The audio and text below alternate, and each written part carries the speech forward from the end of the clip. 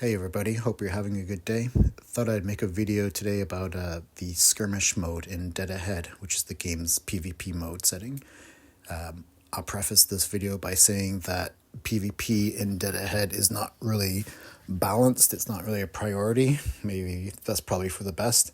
And also, by no means am I like a top player or anything like that, but I figured I'd give my 2 cents on what I think constitutes to a good team, as well as what I think are good counters to the current top teams that you'll frequently encounter in this mode. For those who are new or relatively new to PvP in Dead Ahead, I'll just give a quick rundown on how it works. And the way that it works is that you assemble a team using up to 100 points that you spend on either characters that cost courage or rage, doesn't really matter which one, it's just the numerical value that counts, and pit your team up against 19 other teams from different players. The team itself, you can use whatever skin that you have currently unlocked available to you, but you can't repeat any characters, so you wouldn't be able to put like 2 Charlottes down on the field or 2 Sonias or anything like that. You can have up to 4 different team compositions, but only 1 active team at a time. The key to constructing a strong team really boils down to 3 things: your team composition, applicable faction bonuses, and applicable item set bonuses as well for your team. For the composition itself, like I said, this game is not balanced around PvP, so you're going to have your winners and your losers and your must-haves on a lot of these teams. For example, you'll find that almost every team, someone has a Sniper Polina somewhere in there, most teams. As for the faction bonuses, most teams, certainly the meta teams, will take use of some kind of faction bonus as a key ingredient for their win condition. And for the item set bonuses, which is actually what I'll get into, you're really looking for, most of your characters to have the Lucky Guy perk. Lucky Guy is the item set that you get from Zone 6, and what it does is that it prevents your character from dying and instead leaves them with 1 health left. That is, of course, until they're hit again. What this does is it just gives your characters a lot more staying power on the field. As a budget, if you did want to go for something else that's kind of similar, like Scout, which provides you with 1 shield per kill, which is kind of similar, but not really, because if your characters don't get a kill shot in, they don't generate a shield. So really, Lucky Guy is kind of the perk that makes your characters more sticky on the field itself. Depending on the character, there are some notable exceptions. For example, Sniper Polina, some people will give her the Hunter set bonuses for just more damage output. Some people do leave her with a Lucky Guy perk, because in the matches where it becomes, and it's pretty common, where you're left with just 2 snipers shooting at each other, the Lucky Guy can prevent a damage and allow yours to get the kill shot in on someone who doesn't have that perk. For other range units, sometimes people will go with Tactical, which would give them bullet penetration against enemies who have bullet resistance, which is also a very strong perk to have. It really just boils down to what you think works well. But in my opinion, especially on melee characters, you really want to get those Lucky Guy bonuses with cost reduction. Cost reduction, in my opinion, is the most important stat element in the game. What it does is that for each piece of your gear, you can have a maximum of subtracting 2 cost points from your character. And in this game, what that does is it enables you to kind of spam more characters onto the field because they all cost a lot cheaper. You have 4 items, therefore 2 sets, 2 cost reduction sets per item. Basically, you can reduce the cost of a character by up to 8. You put 5 characters on the field, now you got 45 cost reduction bonuses, which just allows you to put a lot more characters in there. This, to me, is the key component to creating a strong team. As for teams that you're going to frequently encounter in the current meta, I've come across, for the most part, 3 main teams that I usually see out there in Skirmish. Those teams are the military teams, the police, zoo teams, and to a much lesser extent, sometimes I'll come across a builder team as well. Military is by far the most prevalent team you'll see in the meta at the moment. It's a strong team, and it's built around two characters, the military skin for Glenn, as well as Spec Ops. They always make use of other characters that are kind of key to it, mainly Sniper Polina, and in my opinion, the deadlier ones will use the Grenadier as well, as opposed to the Juggernaut. Juggernaut's just too expensive, and the team is really built around having more military members on the field in order to generate more Spec Ops dropping in from its 3-man bonus. The 3-man bonus of the military gives a 30% chance to drop into Spec Ops whenever a military team member dies. This is especially critical with Glenn because Glenn can self-resurrect himself 2 more times, thereby giving more chances to put in additional Spec Ops.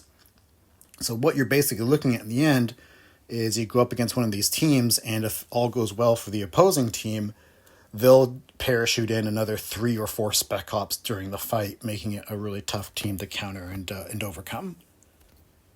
Spec Ops himself is a pretty solid character. Actually, he's a really solid character and comes with a lot of bonuses himself. When he dies, he drops a various support item in there, anything from a barrel to first aid kit or whatever, sometimes a turret as well.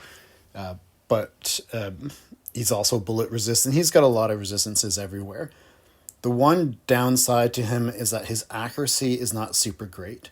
The one upside to him, really, that can be a bit of an annoyance is that he always gets in a final shot right before he dies, making him kind of difficult to deal with.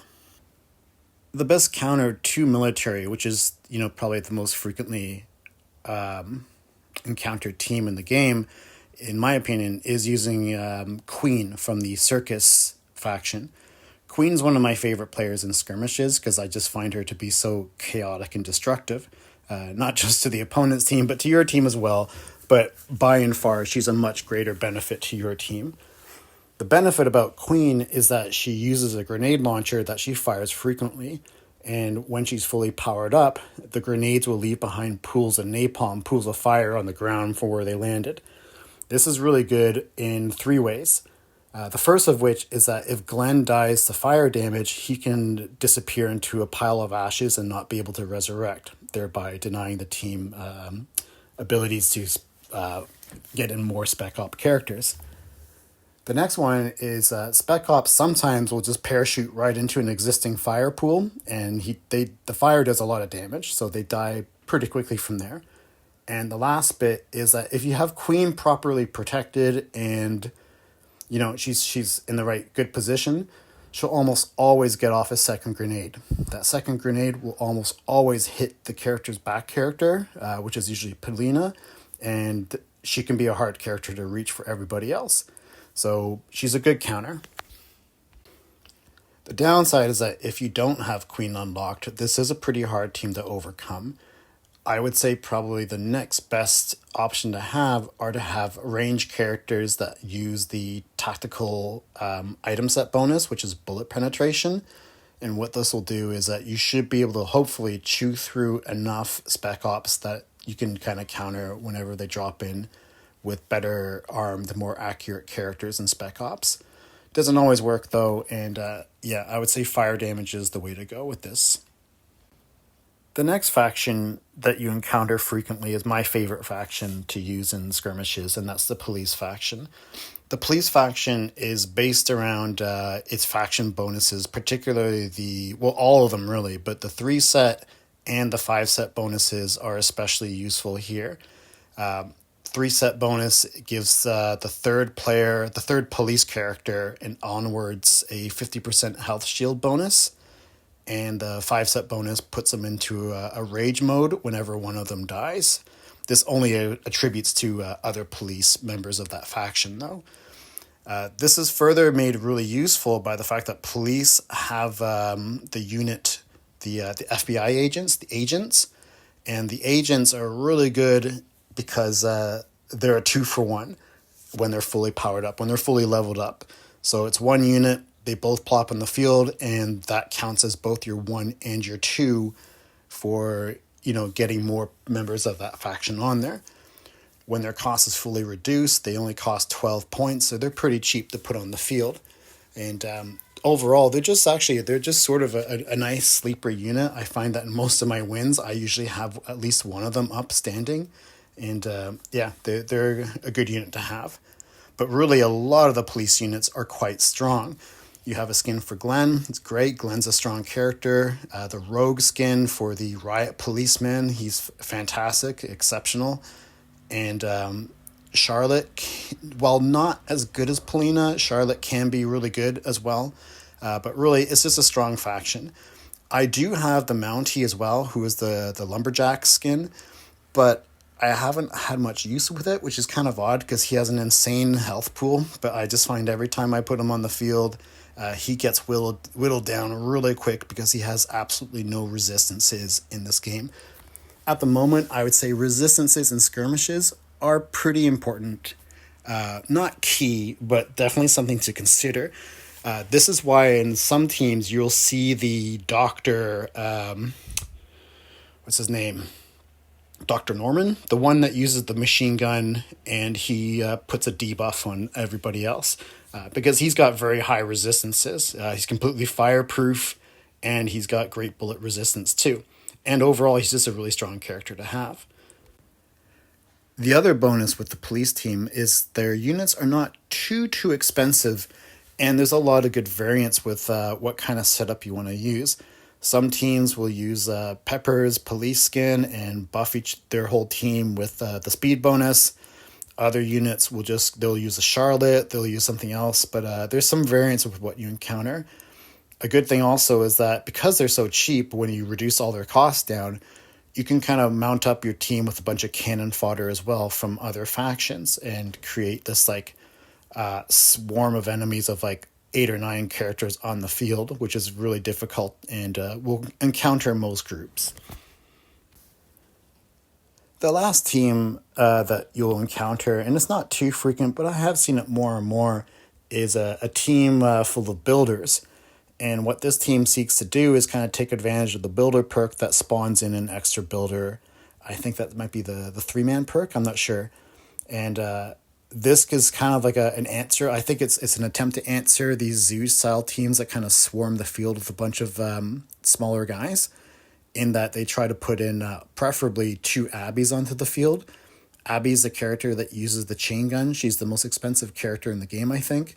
But also builders so you can spawn in an Abbey. The faction also has a few other pretty strong characters like the Juggernaut and also the SWAT team's extra skin as well. He's not bad either.